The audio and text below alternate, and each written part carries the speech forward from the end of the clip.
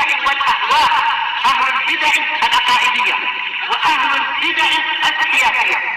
نقول بيننا وبينكم السلف، بيننا وبينكم الكتب، كان فيقول البدع بيننا وبينكم.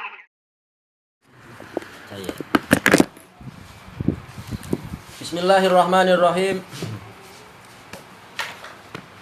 Qala al-Imam an-Nawawi rahimahullahu taala, al-hadisul hadi wal ishrun ba'da arba'imi'ah, hadis yang ke-421. Wa an Jundub bin Abdullah radhiyallahu an qala Rasulullah sallallahu alaihi wasallam, dari Jundub bin Abdullah radhiyallahu anhu yang mengatakan Rasulullah sallallahu alaihi wasallam bersabda, qala man shalla salatas subuh, barang siapa mengerjakan salat subuh, fahuwa fi dhimmatillah, maka dia berada di dalam jaminan keamanan dari Allah. Fala yatlubannakumullahu fi dhimmatihi bisyai', maka jangan sampai Allah menuntut kepada kalian dari jaminan dia sedikit pun.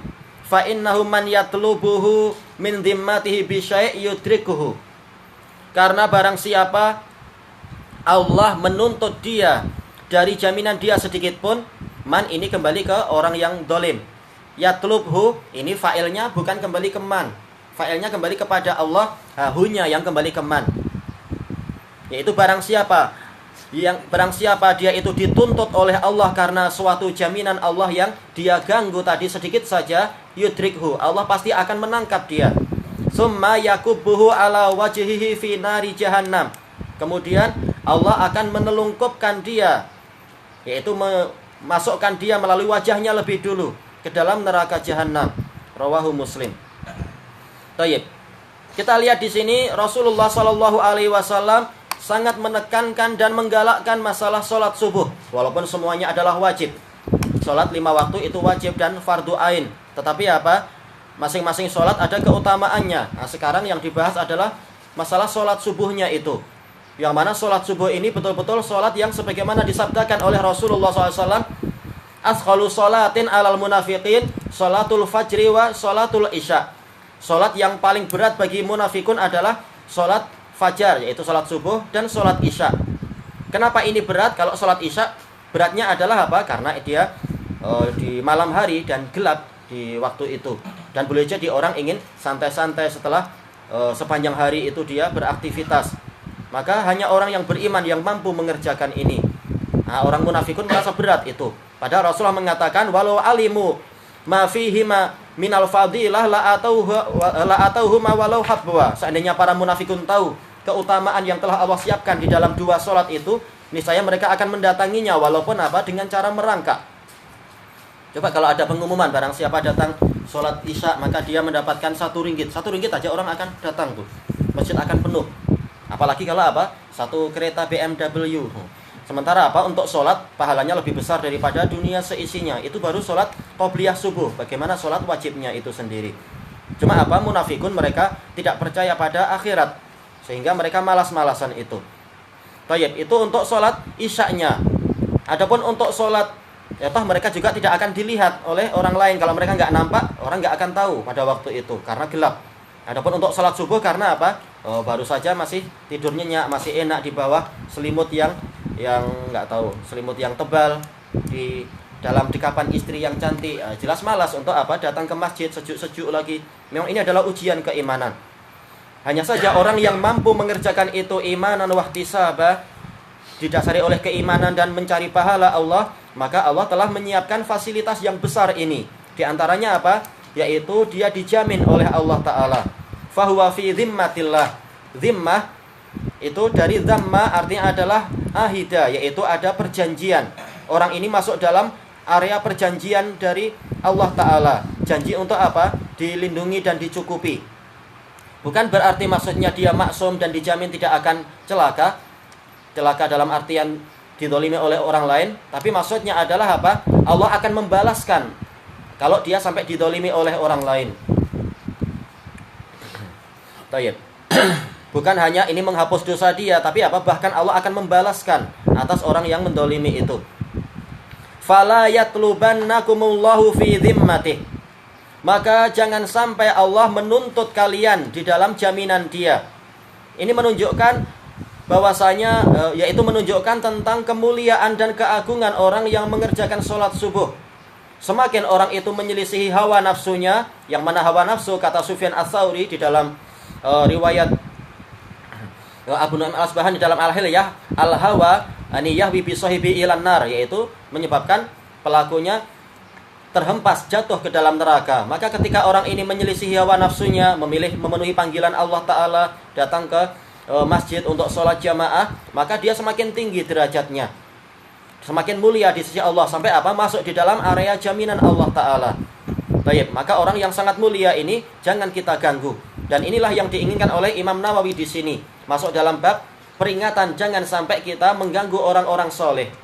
Karena apa? Orang yang sholat subuh dia masuk dalam jajaran orang-orang yang soleh yang dijaga dan dijamin oleh Allah. Maka kalau kita sudah tahu orang itu dijamin oleh Allah, Rasulullah memberikan peringatan jangan sampai Allah itu menuntut kalian atas jaminan dia sedikit pun, yaitu boleh jadi kita menyakiti dia, mengganggu dia, dan seterusnya. Sebagaimana disebutkan dalam kisah kemarin itu, kisah antara apa? Sulaiman bin Tarkhan dengan muadzin yang menyakiti dia itu. Tayyib. Kenapa? Fa'inna ini ma'ruf, sebagaimana dijelaskan oleh Imam Ibnul Qayyim rahimahullahu ta'ala dalam Syifa'ul Alil. Ini adalah taklil. Kenapa kita dilarang begitu? Alasannya apa? Setelahnya. Fa'innahu, hunya adalah dhamir sya'an, tidak perlu diartikan sesungguhnya dia, tapi sesungguhnya gitu aja.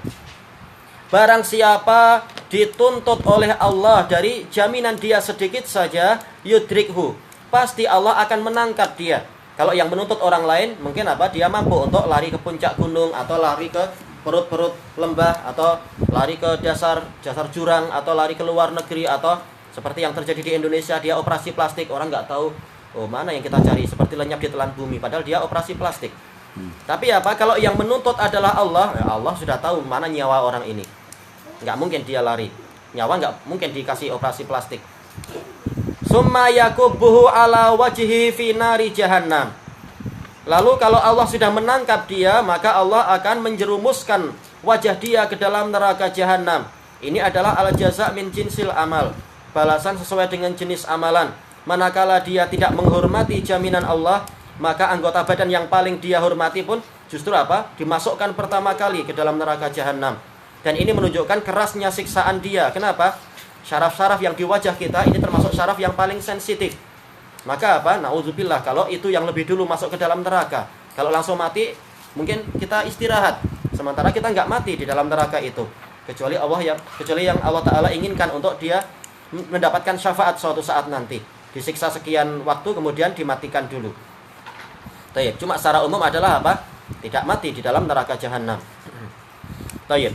Itu kalau sudah masuk ke dalam neraka jahannam. Belum masuk saja kita sudah tahu bahwasanya apa? Siksaan itu sudah mencapai di atas bibir neraka jahannam dalam perjalanan 70 tahun. Belum sampai masuk ke dalam nerakanya. Na'udzubillah. Tayyib. Maka ini adalah siksaan, ini adalah ancaman yang sangat berat. Maka hendaknya orang-orang yang merompak itu tobat kepada Allah. Demikian pula orang-orang yang mencuri. Demikian pula orang-orang yang menggibahi orang lain. Sebelum merompak coba lihat, tanya, Anda sholat subuh enggak? Kalau masih pengen merompak, jangan cari orang yang sholat subuh. Yang betul adalah jangan merompak, tobat saja. Demikian pula orang-orang yang menggibah, yang suka apa mencemarkan kehormatan orang lain. Lihat, yang dia cemarkan ini orang-orang kafir yang enggak sholat, ataukah saudara dia sendiri yang mengerjakan sholat subuh. Karena boleh jadi kalau dia mengganggu orang yang kedua itu, dia telah mengumpulkan apa? Mengumpulkan hutang yang banyak di sisi Allah Ta'ala nanti. Dan Allah Ta'ala tidak akan memaafkan dia sampai dia itu yang mendapatkan maaf dan pengampunan dari saudara yang dia zalimi ini. Maka nggak cukup orang yang telah berbuat zalim pada orang lain, kemudian sekedar minta maaf, kemudian selesai dapat pemutihan. Enggak, dia harus memenuhi syarat-syarat tobat. Di antaranya adalah memohon agar diampuni dan dimaafkan oleh saudara yang terdolimi tadi. Kalau tidak dimaafkan maka apa? Maka hukumannya adalah jelas di sisi Allah Ta'ala. Kenapa? Ya itu cuma teori aja. Habis itu hutang tetap hutang, dosa tetap dosa, dendam tetap dendam. Kecuali orang-orang yang memang ikhlas kepada Allah Ta'ala. Tayyib ilahuna wallahu a'lam.